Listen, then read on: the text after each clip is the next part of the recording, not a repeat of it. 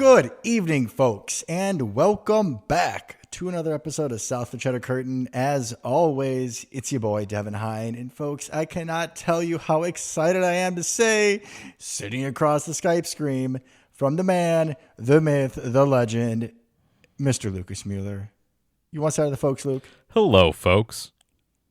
We are so happy to be back, and my friends are thinking, oh my God, they don't have a show for months, and we get 2 in 1 week. What's going on? We talk about consistency on this show, folks, and that is what we are going to be.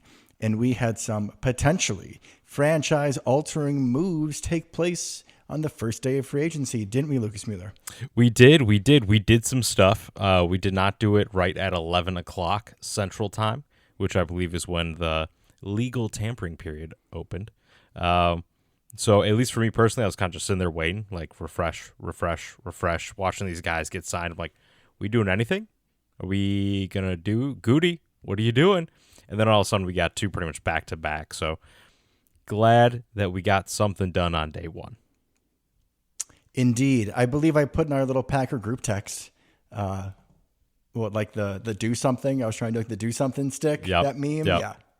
Yeah. A little slow start. I feel a little personally responsible. I think I was doing some cleaning around the house and a little slow moving during the day. And then it was like, once I got to the gym, things started happening. I was like, all right, guys, that's on me. I needed to get moving for the Packers to get moving. It's my bad. Yeah, it was interesting because I was able to kind of shoot back and forth a little bit in that group text while I was on lunch. And not much really happened then. We were discussing whatever other team was doing. Things started flying once I got back to work, which is a little bit of a bummer. But by the end of the day, I think we were both pretty happy. Yeah, I think this isn't necessarily the direction I expected, but I'm not mad at it. At first, I was a little surprised like you were, but now I am thrilled. I am so excited. So shall we start with I think and I know? Yeah, let's do it. I think that sometimes as fans, we forget the romance that we can have with football. Okay. With the allure, with the history. And out of these two major free agent acquisitions that we've had between Nate Hobbs and, oh God, I've already forgotten the 49er lineman's name because he's a 49er lineman. So Aaron Banks. And I am excited for Aaron Banks. He'll be a great addition, but I'm much more excited for Nate Hobbs. And Nate Hobbs was a Raider, you know? And the Raiders were once one of the most storied franchises in the NFL. They were known for playing hard, maybe sometimes a little dirty, but there was a certain brand of Raider football that we could expect. And I'm not talking that he's going to use stickum or he's going to cheat, but Nate Hobbs is a Raider. And I think for us to fully understand what a Raider is, we must go back to a beautiful piece of poetry brought to us by NFL Films. The autumn wind is a pirate, blustering in from sea. With a rollicking song, he sweeps along, swaggering boisterously. His face is weather-beaten.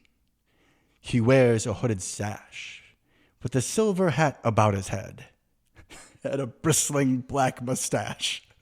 Lucas just completely head in hands. You can't even accept the beauty. It's okay, buddy. It's okay. He growls as he storms the country, a villain big and bold, and the trees all shake and quiver and quake as he robs them of their gold. The autumn wind is a raider, pillaging just for fun.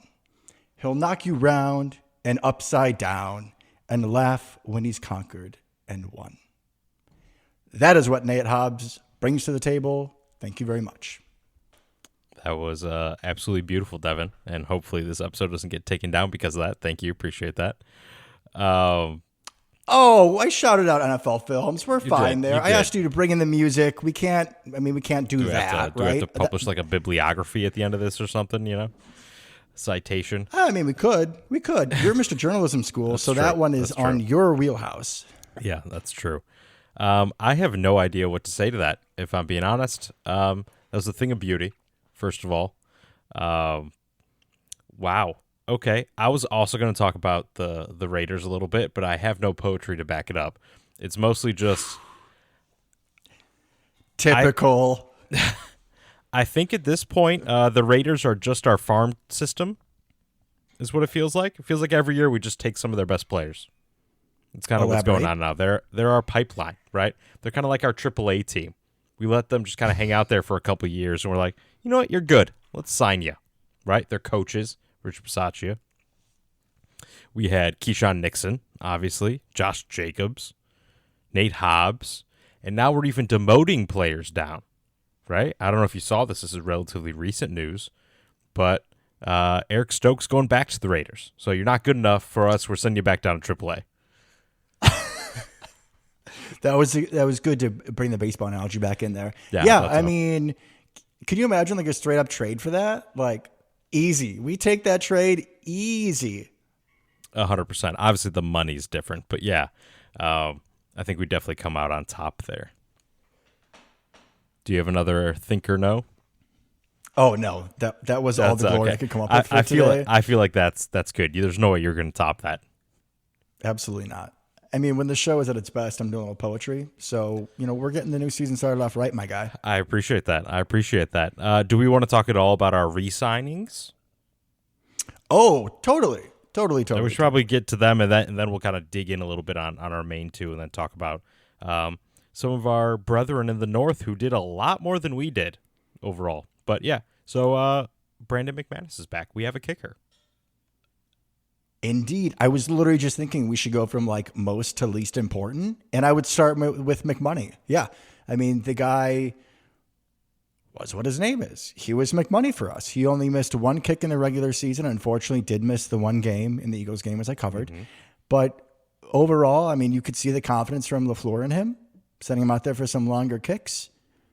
Just having the peace of mind from a kicker. I mean, does the playoff loss tainting that a little bit? Sure, right, with the missed kick, but like for most of last season, you weren't worried about McManus. After he like hit the first one, you were like, all right, we're good. Well, yeah. We can just forget about that problem. And I think we even talked about it a little bit. Is the kick started going through down the middle, which was nice. It wasn't like every extra point all of a sudden you're like, oh, okay, we're good. We made it. Thank God. So we avoided not every kick that is made equally. Correct. Not the case. Especially for your cardiac system. Our cardiac system, not the case. 100%. So McMahon is just bringing some consistency to that position and some confidence as fans and obviously as a coaching staff, and I'm sure as the team as a whole, makes a big difference. So we re-signed him to 3 years, $15.3 million. So that's pretty hefty. He's getting $5 million a year. It's pretty good for a kicker, but well worth it, I think, to just put that whole thing behind us with Narvdog and Carlson. Amen to that. And then another big move, another big re-signing, bringing back Mr. Thanksgiving himself, Isaiah McStuffy. Yep. Back for 2 years, $8 million. I love it. Ideally, he's probably not our third linebacker when we go 4-3 to start the season. Yeah, hopefully right? You would like to see. Yeah. And it's a key special teamer. And then also, like, if one of those three guys does go down, you're not going to be screwed when he has to come out in base 4-3 to defend the run. And he's not the best pass coverage linebacker in the NFL, but we have had worse. We've had much worse. Yeah, and he's a passable fill-in linebacker at this point in his career, right? He pretty much is what he is, I would expect. I don't think he's going to get any better, really, not significantly. But as linebacker 4, or even what I suspect will probably happen, I bet he starts the season as linebacker 3. You see Coop, Quay, and him out there, and Hopper kind of does the Coop thing, where he just slowly starts eating into that playing time if things continue to go well for him as the year goes on. That's my suspicion. I expect that to happen. But yeah, good depth. If he's your linebacker 3-4, you're feeling pretty good about life. Indeed. All right. Now, can you kind of guide us through this tendering bull crap? Because I don't fully understand it. I mean, I see the names, but like I don't get So the ERFA tender. So basically, they're just like, it's kind of hard to describe.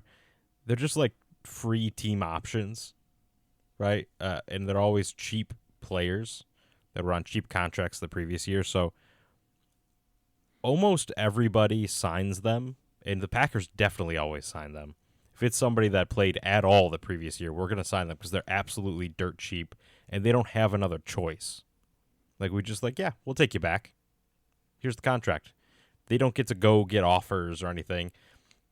We just get to offer them that contract. So we always sign them. I mean, there really isn't much more to it than if they played at all the previous season, we're going to sign that player to the next year because we can always just cut them. Doesn't matter. It's like free people.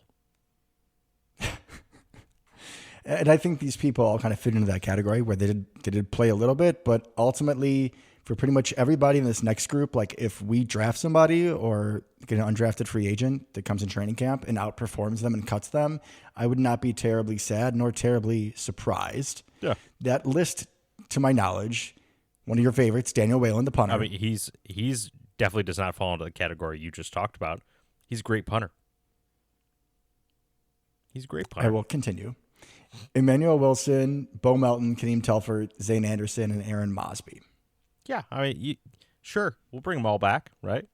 A couple of those guys may not see the final 53, but Telford and Mosby maybe, but yeah, I'm fine with bringing them all back, at least get them in camp. Kadeem Telford did definitely not help his stock in the wild card game. No, that was a tough one for him, as you laid out. But going forward, again, depending on what we do in the receiver room, and especially because we haven't added anything in free agency so far, I mean, Bo Melton looks like he is going to need to be a key part of this offense with Christian Watson being out and then Romeo Doubs, concussion after concussion. I mean, that seems to be a ongoing and worsening problem. So very quickly, Bo Melton becomes wide receiver 3 in this offense. And he's, yeah, I guess so. Well, maybe 4, probably 4. I mean, you still got Wicks Reed. Doubs is going to play. Like I don't think he's going to be out significantly. But we hope. I do not know if when somebody has a history of concussions, if they come easier. Yes, I would suspect so. So he had the one really bad one last season, and he was concussed again against the Eagles. Mm-hmm. He had concussions before, so we're on 3, 4, 5 for him already, and he 3 or 4, yeah. is going to have his body in those positions for concussions because of the way he plays. I mean, obviously any NFL player can, but he is a physical type receiver where most of the plays that he makes are him going up and getting the ball where Jordan trusts him. Yeah, but unfortunately, that also it exposes him to those type of hits. Yeah, that's fair. We also got Heath, right? We got somebody, but I'm with you, especially Bo Melton being the only person we have that has any kind of downfield speed in the receiver group right now. So, yeah, he's going to be an important piece, at least to start the year, for sure. Yeah, I mean, there is a big name free agent speedster we could still get. We'll get there. You're already annoyed. Yes. I wonder why. All right, should we talk about familiar faces going to new places? We can do that. Yeah, we can do that, and then we can hit our 2 final people that we got to talk about. Meaning the free agent additions or somebody else? Yeah, our free agent additions. Okay. I was like, is there another category that I'm blanking on? No. So the beloved TJ Slayton, who is the only person that we did not re-sign that I am sad about. Big old TJ is going to Cincinnati. They took a couple former Packers. They also picked up Oren Burks, which I would have liked to see him back. I know you didn't care for him, but I would have been okay with him being there. It does not matter to me at all. No. I hear your words.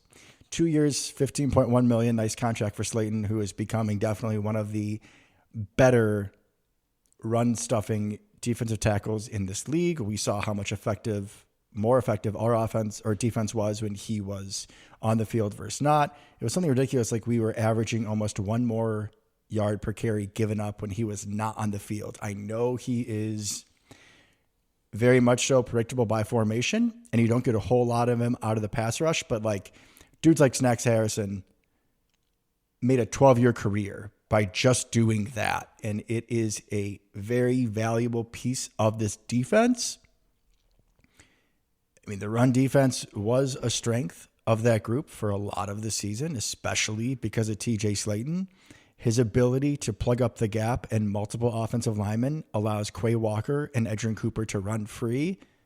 And if you've seen Jurassic Park, you do not want velociraptors running free. That's just a recipe for a bad time. And NFL offenses learned that last season as well. My 2 cents on Slayton. Hey, nothing against TJ Slayton, right? But I don't know how much of that was TJ Slayton versus him being the only person we have that's that big. 'Cause we never played Jonathan Ford, so and then he went to the Bears, so it didn't matter. I was going to say, we didn't even have him for like half of the season last year. Remember he had a holding penalty or something on the Bears, and I forgot he was there. And I was like, oh my God, it's the legend Jonathan Ford. They actually let him play. But yeah, so I don't know how much of it matters if TJ Slayton's gone. As long as we have someone that's 330 pounds, I think we're going to be all right. It definitely, between that move and the moves that we made in free agency so far, it has shuffled my draft needs significantly. Yeah, I think we can get to that a little bit. Obviously, this is not going to be the draft episode. I know we did the combine. The combine happened about 2 weeks ago at this point, but especially with a lot of the guys not doing anything at the combine, pro days are going to be more and more important. So we'll save a lot of the super heavy draft talk, prospect breakdowns, like all that'll be kind of coming up, especially once pro days start rolling and we get some more information on a lot of these guys. Because frankly, just a lot of people didn't do anything during the combine, which is frustrating. But yeah, definitely our needs, I think, are pretty clear after this first wave of free agency. There's still time, but definitely some holes we got to shore up potentially. When it comes to depth pieces, or I mean, I guess there are a couple starters here, but holes that need to be filled going forward. The other free agents that we have, Eric Stokes, as you said, apparently has signed a deal with the Raiders. Yep. So he's going to where speed is the key. Well, if you had Eric Stokes' his rookie season, you'd be getting that. But now I don't know what you have. You have a man who plays defensive back. That's all I can tell you. Doesn't touch the ball, doesn't intercept the ball, tackles people sometimes. You can always tell where he is in a locker room video because of his hair and his freckles. And that's pretty much all I can tell you about Eric Stokes. Yeah, wishing the Andre best. Dillard. Yeah, I really loved him his rookie year, and then I was just sad that nothing else came of it. Mm-hmm. Andre Dillard, backup tackle for last year, who we didn't really use. Corey Ballantyne was one of those free agent. He might have been undrafted or a late round pick that we brought in and performed better than his pedigree. Didn't really see him much of last season, just a depth piece. Josh Myers, the center, is gone. Not too sad about that. He definitely was the weakest link. So what do we say to that? Goodbye. A.J. Dillon, didn't play last season. Don't really have a need for another power back when we have, obviously, Josh Jacobs. And then Chris Brooks didn't look too far off from A.J. Dillon at points. We already have too many running backs with Chris Brooks and Manuel Wilson and Josh Jacobs. And, the rookie we took in the third round last year that didn't do anything because he was hurt all year, Marshawn Lloyd. So, running back, we're loaded. There's no way A.J. Dillon makes this team, even if we bring him back. No. I do hope that he finds somewhere else to go, though. Yeah. It would be nice to see him continue on the league. Yeah, because he's he's a good guy, right? He loves the state of Wisconsin, so I appreciate that. His most redeeming quality. Yep.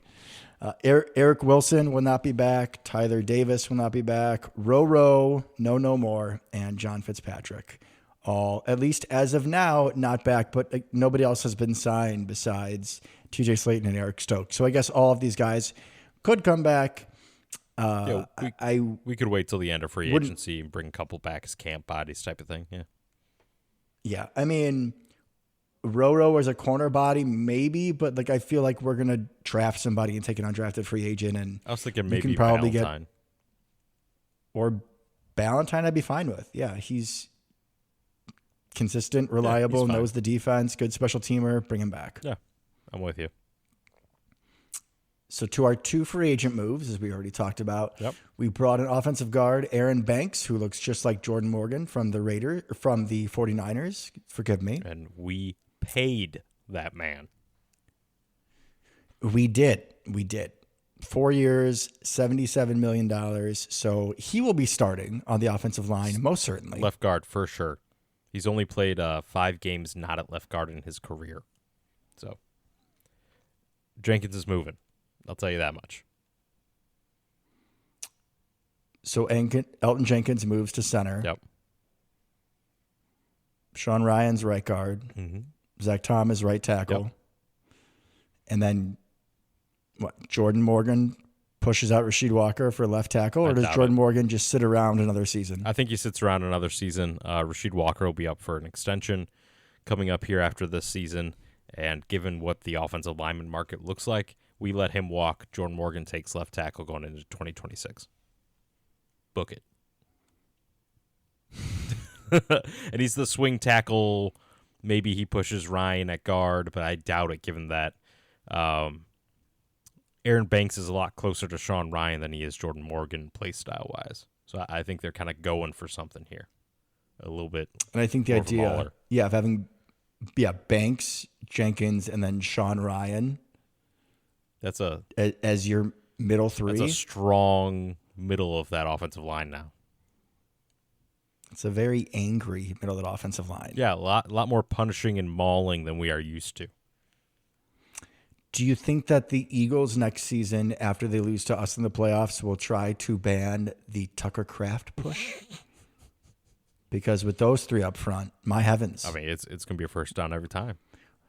We won't be doing that play just on 4th and 1 or 4th and 2. You know, like a nice 4th and 6. Tucker can get just it. Do it. I'm here for it. I'm here for it. But yeah, I know Aaron Banks. I know that he finished out his first rookie contract, right? So he's a young dude. He's 27. Yep. Where do you go to school, Luke? Oh God, I'm not sure. I thought you'd have the bio up, and I kind of did my Nate Hobbs, so I just assumed you would do Aaron Banks. That's fair. It's a little hard to tell just because I'm trying to bring up all these like free agency trackers and ones that you can actually read and isn't just a bunch of gobbledygook. Notre Dame.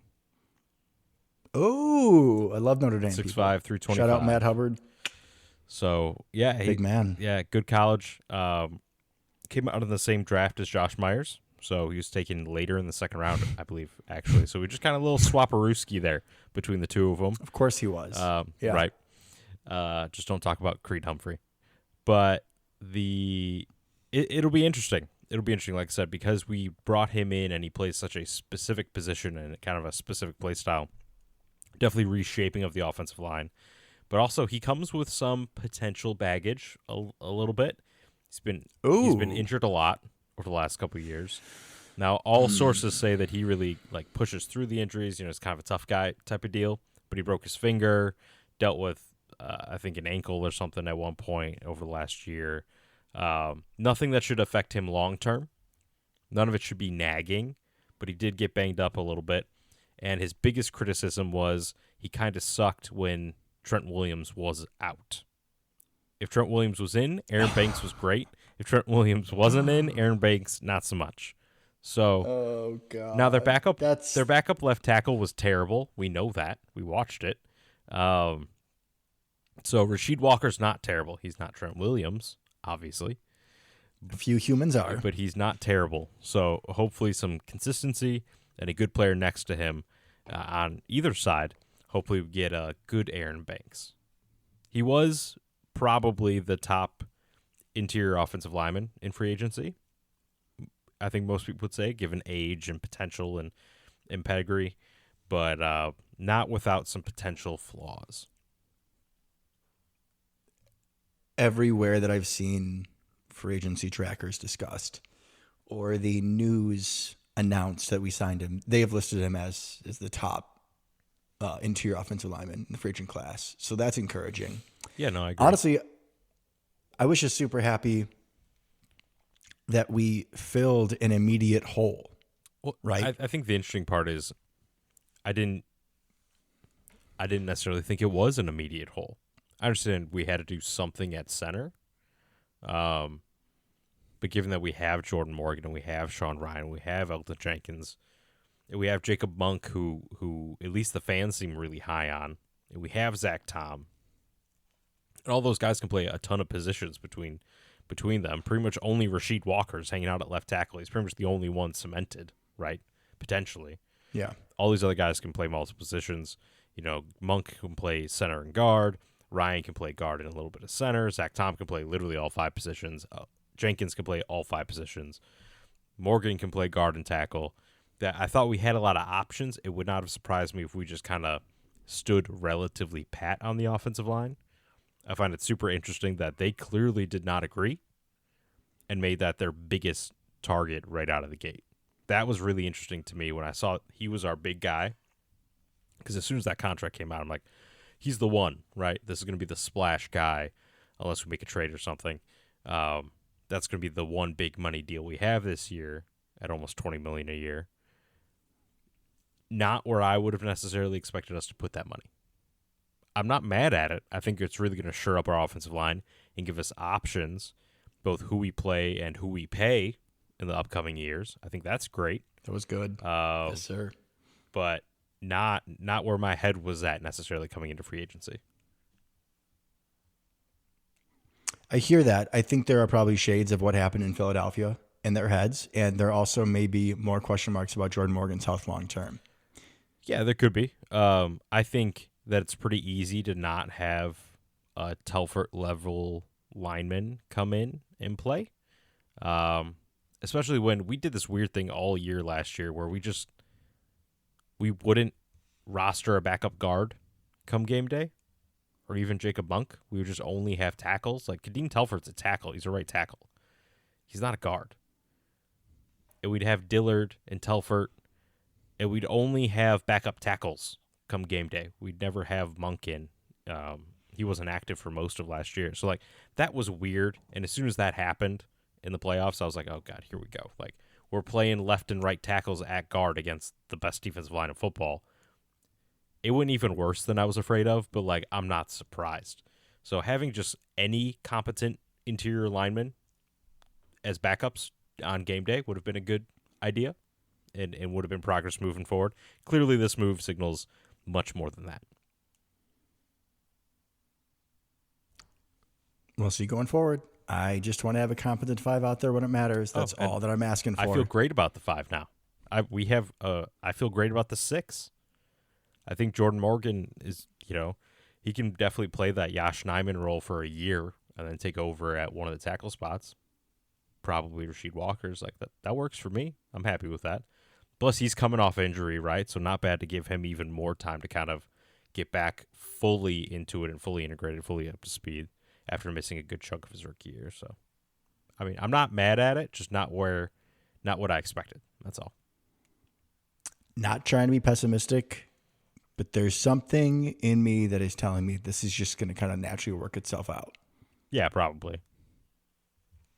I would agree. And the other splash, the man who brought poetry out of me, Nate the Great Hobbs. Cornerback, primarily out of the slot, but he can go outside. I thought he was like 5'10", 5'11". He's 6'1". Yeah, he's got some good size, 6'1", 195. Where did he go to school? This one I already knew. I'm still going to say it, even though he wasn't born here. University of Illinois' own, baby. Yep, absolutely. Went to U of I from Louisville, Kentucky. Lucas, I went and watched film on Nate Hobbs, and here is my instant takeaway. Okay. He is a slightly better Keyshawn Nixon twin. I've heard some similar things. I haven't got a chance to dig into him much. I do remember like him as a player a little bit.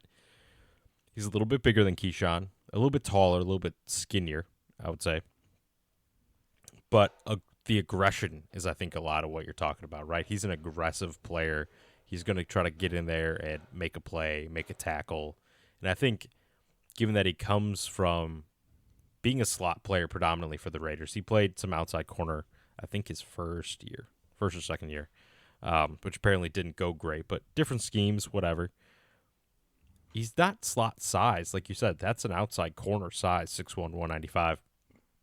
Pretty much prototypical. So I think having him and Keyshawn both as dogs out there, either one can play the slot, either one can play outside.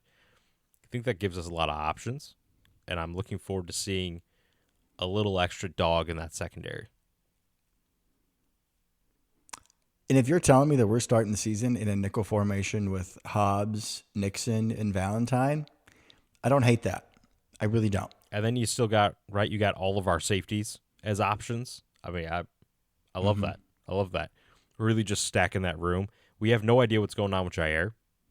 Right? The most recent news was like we may hold on to him for a little bit. Like, what does that mean? Right? Is he going to be on the team? Is he not going to be on the team? Obviously, we have to plan if he's not, as if he's not.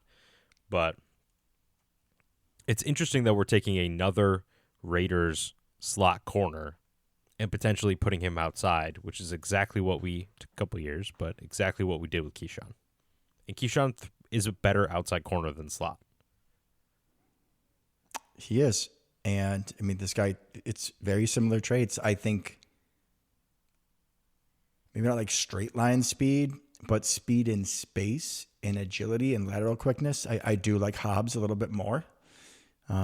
He's able to fight through blocks a little bit better, like in the running game when he's matched up against wide receivers, just because he is a little bit bigger, right? Yep. And he does give us that versatility that you were just talking about. This is another move where I know that the whole Jair thing is weird and we can't quite get our heads around it, right? Like, I feel like all of us feel like he's out the door, and there's the report that we're going to hold on to him a little longer. In my head, he's still gone. Yeah. Like, I still don't think he's coming back. And between adding Hobbs and adding Banks, I mean, it definitely changes around the needs that we have for the draft, right? Like, I would love another corner. Baby, go get me like a 6'2", 6'3" zone corner in the 4th round with some dreadlocks, and I will be the happiest man alive. Like, that is a guarantee. But we don't need to go get somebody in the 1st or 2nd round now, whereas before, I mean, I think that was a legitimate question. And so here's the thing for me with that. I completely agree. We don't necessarily have to, because I think we can start the season with some combination of Hobbs, Nixon, and Valentine. Like I said, not even getting into Bullard and Williams and the other options we have if we want them to play slot. Zane Anderson, who played phenomenal last year. When he got that pick, bro, like last year, as we know, was not a great year for me. Top 5 moments, hands down. Like, not even kidding. I don't doubt it, man, because Zane Anderson is just my creative player in Madden every time I decide to be a secondary player. He looks exactly like I make my guy, right? Same thing. Just got a ton of stuff. Wearing all the gear. Yes. Pause. I said it in the group text, but what cannot be forgotten about Nate Hobbs, as a defensive back, he has a visor. He has a visor. And we all know what that means, and that's all I'm going to say. Continue. Sorry, I literally have like the free agency tracker thing pulled up on my phone, and I've been staring at this picture for like 20 minutes, and I was like, oh my God, how did I forget like the 3rd most important thing about him? Yeah. So I think there's still a chance for this to turn into a what was that, 2020, 2021? Whatever year the Smith Bros were. Could be a that situation where we doubled down at outside backer and then drafted Rashawn Gary. I'm not going to put that out of the realm of possibility. If they want to get another young, big-time talent in there without necessarily having to throw them to the Wolves day one, I think that's still on the table, potentially. It's a pretty interesting cornerback class. Unlike the last few years, a lot more of them meet our size criteria. So I think a cornerback could be in play for us at a lot of different places in this draft, which is that's good news. But yeah, I think Hobbs definitely helps shore up that secondary and gives us an option. And he's sure as heck a lot better than Eric Stokes. So we rolled most of last year with Stokes, Valentine, and Nixon. I feel a heck of a lot better than that this year. Amen to that. And I agree we could still add a corner in the first 2 rounds, but the beauty of this We don't pickup have is that to. now we don't have to. Right. We don't have to go reach for somebody, so we're not putting Ladarius Gunter out there, bro. Like, it's the same way I feel with the Aaron Banks move, and I know that 6 offensive linemen versus 5, and you would still feel like we'd be more comfortable with the 5. These are nice pieces to add, players that have both shown they can play at a high quality, but also these guys are people that we can plug in and start and feel good and confident about, which means that when the draft comes, I mean, we'll probably get into either in the show or the next about where we think our needs are and like where the priority is. But now at both of those positions, we are not necessarily like needing a starter, which is beautiful. I agree. I think, and we don't have to get too into the weeds here, but I think it's pretty obvious our 2 biggest needs left over are 3: edge rusher, defensive interior lineman, wide receiver. Right? That's what we need. Some combination of those 3. Absolutely. We're on the same page, sir. I think pretty much every Packer fan is at this point. So I think what's interesting about Nate Hobbs, also 4-year, $48 million, so averaging $12 million a year, which is not bad. Would make him the highest paid slot corner in the league. I don't think he's going to play in the slot. I think he's going to be an outside corner for us. Correct. So not a big deal there. But also, we really like doing this. He's only 25. So I think we get him for his entire prime, right? He should only get better under this contract. Maybe maxing out the last year or 2. So if we haven't seen the best of Nate Hobbs, we're going to, and for a pretty good price. So I think that's a really good gamble on our end. And that's something that Goody likes to do. He likes to give people just out of their rookie contracts that are 25, 26, 27, give them money so we can have them as they enter their prime instead of paying for their prime. Did we do that last season, Lucas? Yeah, we did for sure one of the 2. I think the second one was more questionable in that regard, but for X, 100%, yeah. That's what I'm saying. Like, we did it for X, and he went and had like 6 picks in 6 games. Yeah, like, he's incredible. It worked out well last time. Not thinking that Mr. Hobbs is going to be anywhere close to that, but the like, Smith Bros were I the same appreciate. thing. Yeah, when they were on, bro. That first year, oh my god. It's like, how did that team not win the Super Bowl? Oh, like Geronimo Allison was on that team. Yeah, we had some other that's deficiencies, to put it mildly. Indeed, we did. So you were talking big game, like you wanted to go talk about what the Bears did, what other teams did. I think you, mostly just take lead. Mostly just the division. We're going to see these people a lot, and a lot of these players. We'll go through them pretty quick. Were players that were kind of in the Packers sphere somewhere, talked about online, yes. or people we allegedly were interested in, or meet a lot of our criteria. We're going to save the Bears for last because they got a really long list. So, but Detroit Lions re-signed Marcus Davenport, their defensive end. Don't really care. The big thing about Marcus Davenport that we should never forget is we were part of the trade that got the Saints Marcus Davenport, and we got an extra first-round pick in that. So, shout out to the Saints for that. He's so bad. Yeah. That pick, either the pick we traded down for or the pick it became, is Jair, which even given Jair's issues recently, he still was an all-pro corner. Marcus Davenport was never all-pro anything. So we won. They signed linebacker Derek Barnes to an extension. Okay, cool. Like, he was fine. Rotational special teamer, fine. And they gave him 3 years, 25. So cool, whatever. And then DJ Reed. He was the big one. He was one that some people were talking about us potentially at corner. I didn't really think we'd go that direction. He's a little. He's a little old for us. We just talked about that 25, 26, 27 age group being the key for us. He's like 30, 31. So you're going to be paying him. Damn, I didn't know he was that old. You're going to be paying him for his prime while he's on the decline. So not ideal there. We can go to the Vikings, who re-signed Aaron Jones, which hurts, but I'm still happy for our boy, that the sombrero will live on for at least 2 more years for $20 million. Not bad for Pause. Them. Yes. It's nice that it's good for him. Yeah. that he's getting paid well. I would like to see him go somewhere else That'd be because great. never thought I would say that with the departure of Sam Darnold, Aaron Jones might be in some trouble. But he might be in some trouble because J.J. McCarthy, everyone thought he was going to look great. Coming back from injury, we'll see how he is. If I'm defensive coordinators playing him, especially early in the season, I would make J.J. McCarthy show me who he is. Meaning a lot of heavy boxes, a lot of run blitzes. Yep. I would make McCarthy beat me, which means that Aaron Jones is going to be facing a lot of guys in the opposing team's uniforms very quickly on most plays. I think I would agree with that. Yeah, I'm with you. Could be very different kind of year for him this year. They signed Will Fries, guard, 5 years, $88 million. So that's a lot of money.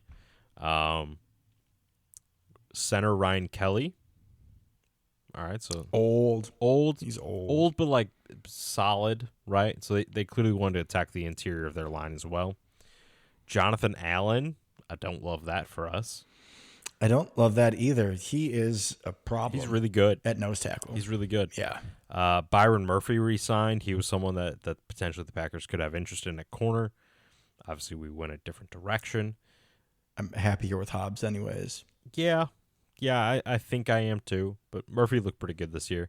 Safety Theo Jackson, not a huge deal. So, meh. I know the name. I don't know who. And they re-signed their punter. Woo, exciting. Yeah, I still feel like with the uncertainty.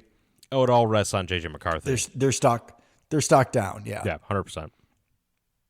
Are you ready? Bears have been busy. For the Bears have been busy. Should I grab a pillow and a blanket? Maybe. Or? I mean, once again, the Bears are. I mean, this is like a 3 or 4 Pete for offseason champs, I believe. Durham Smithy, whatever, tight end. Smythe. Are you serious? We're NFL pundits, and you don't know it's Durham Smythe? I have never, for some reason, I've never cared about that man. Like, never had him in a Madden franchise. Nothing. He just doesn't exist to me. He went. I only know because he went to Notre Dame, and I had a Madden franchise of all Notre Dame players. You're welcome. He's a tight end. Of course, he went to Notre Dame.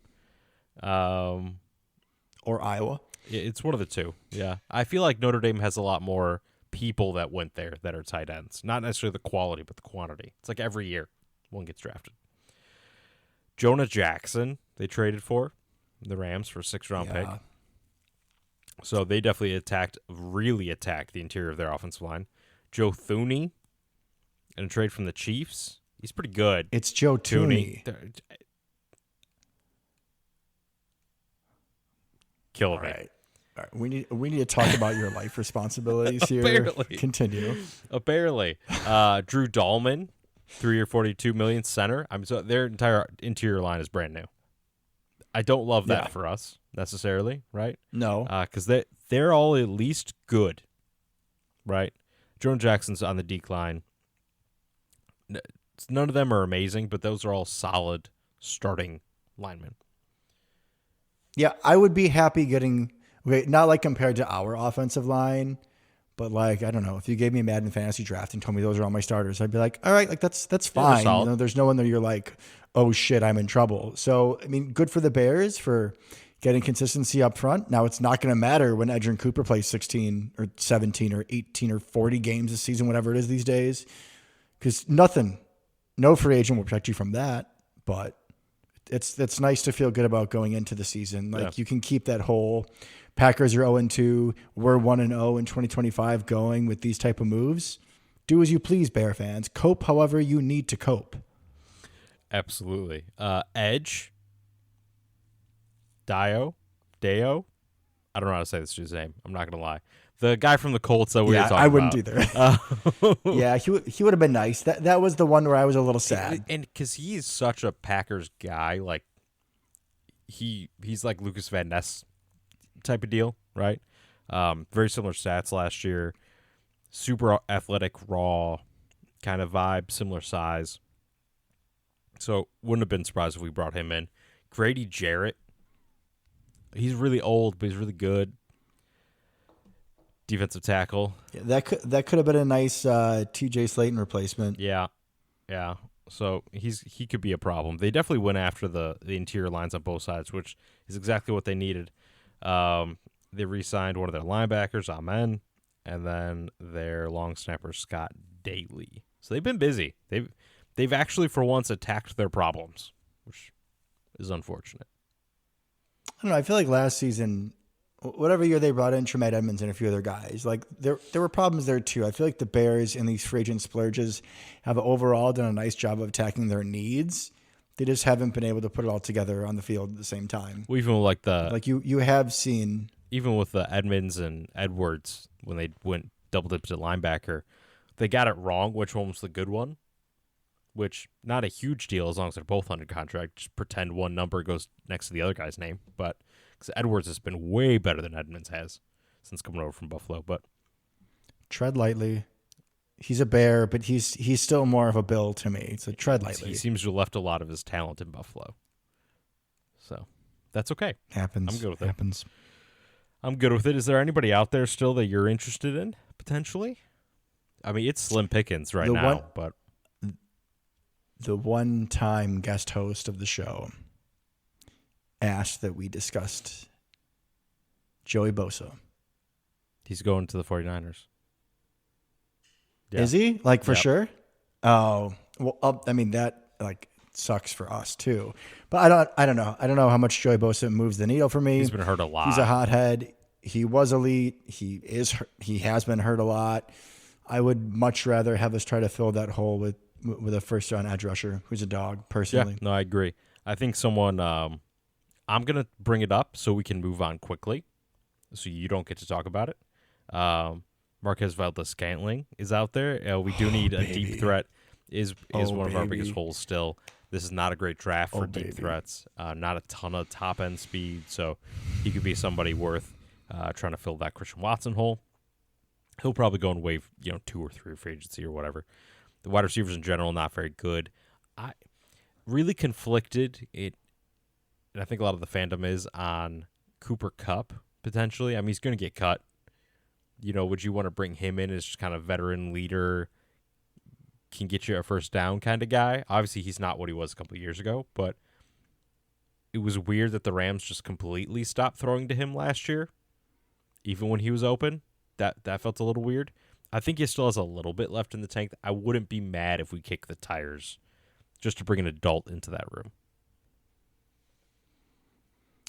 When we were thinking about Devontae, that was the main reason I would have wanted him back. Now, I do think that Devontae would have brought more on the field left than Cooper Kupp probably has, especially since his decline is accelerated by the injury.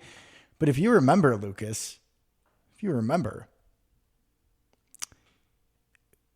who won first place in the regular season in our fantasy league? That's a weird flex given that I won the championship. I understand. And who carried my team for most of the season, Lucas? Good question. Who carried your team? What was my team's name? Honestly, I don't remember. Cup of tea. Cooper Kupp carried me for a significant part of last season. So he was still performing early. And then they just stopped throwing to him. Once he got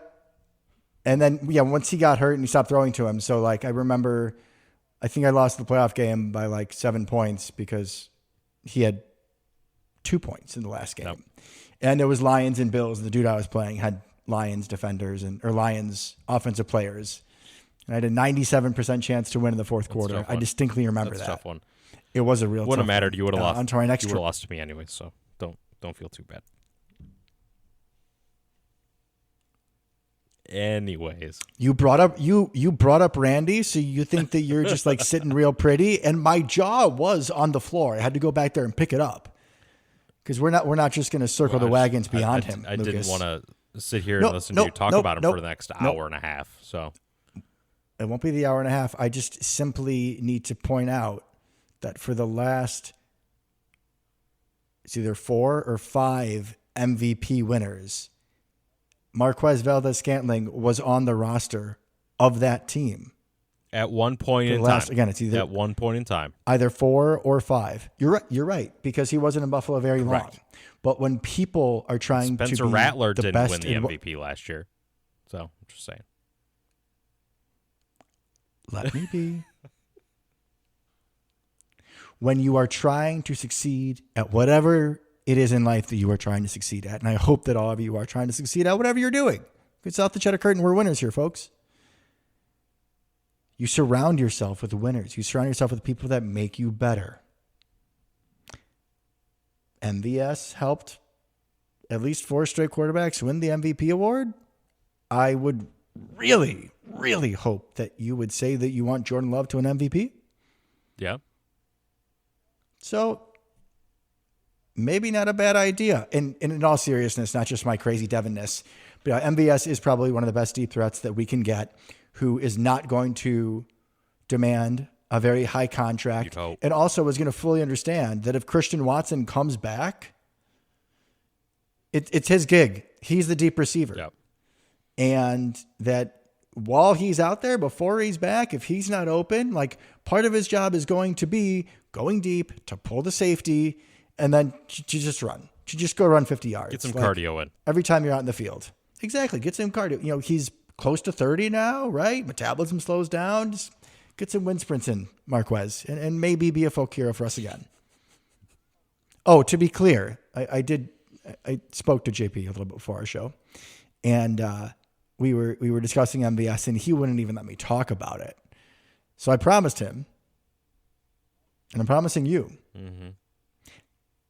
that if and when MVS comes back to the Packers, I will buy you and JP and James all MVS jerseys. That's phenomenal. Thank you. I appreciate that. Yeah, we'll see if it happens. I honestly don't think it will, but you never know. Now I'm kind of rooting for it. I can just buy you one regardless because you love him deep down. Fair enough. So you got me all, hot and bothered talking about Marquez. With Cooper Kupp, I would like to he would be nice to have as the veteran leadership for sure, right? For Wicks and for Reed, he's one of the best route technicians we've ever seen. We all know the cliches. My caveat would just be is that if we do take Cooper Kupp, I still want us to take somebody in the draft, probably a later round, probably more of a raw speed guy. No surprise there. Just as insurance for Christian Watson, Bo Melton, and the verticality of the passing game. Well, and I think we have to no matter what, because we got so many of these wide receivers in such a short amount of time. All their contracts are coming due at the same time, right? They're staggered between 2 years, essentially. We're not going to pay them all. So you need to start having a plan for who you're probably not going to bring back and who's going to step in to replace them. You kind of, especially in a group where you can have that many players, 6 at a time, basically. You need to kind of think of going through them in waves, right? So we're not going to bring Christian and Romeo back. One of them's gone for sure, right? We might not bring either of them Correct. back. I know. And same thing goes for the next class down, right? When we get to Reed and Wicks and all them. Like, that's not... You got to start thinking about who's going to replace some of these guys because we can't give out the kind of contracts that all the wide receivers are getting. The stupid money. People that didn't even, start are getting $12 million a year. You can't just do that for our entire receiving crew, right? So you're going to have some people coming up behind them still on rookie deals. So, yeah, I think we're going to have some more receivers for sure in the draft no matter what we do in free agency. Any other names you'd like to think about? Not at the moment. I mean, it's slim pickings at the moment. Not a ton out there, I think, at our positions of need that I would be comfortable paying for.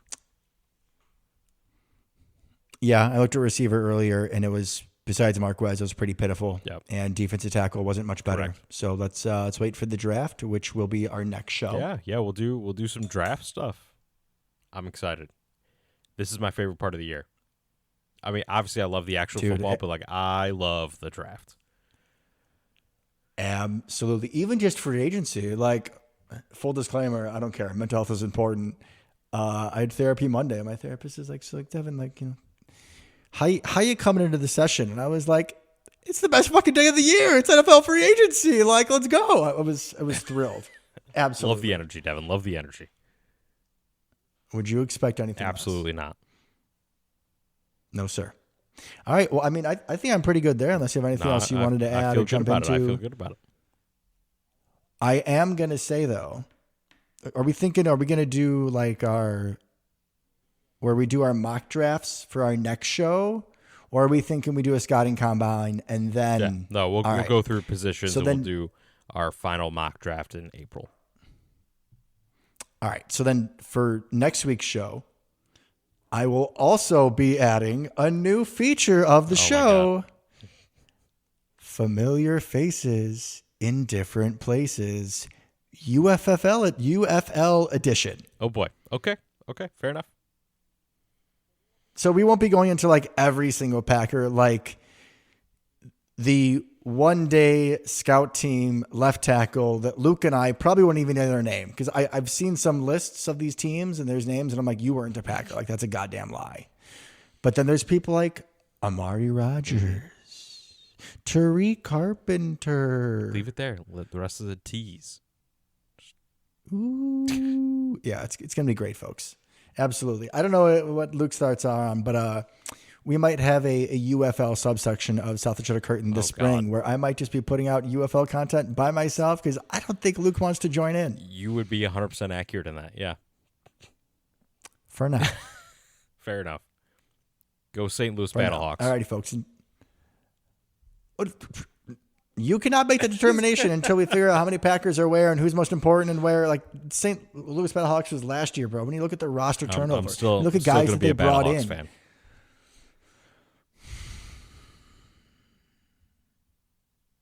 I have a lot of work to do on you. You know Good that? luck. Better analysis. All right, brother. Well, folks, until next time. Go Pack, go. Go Pack, go.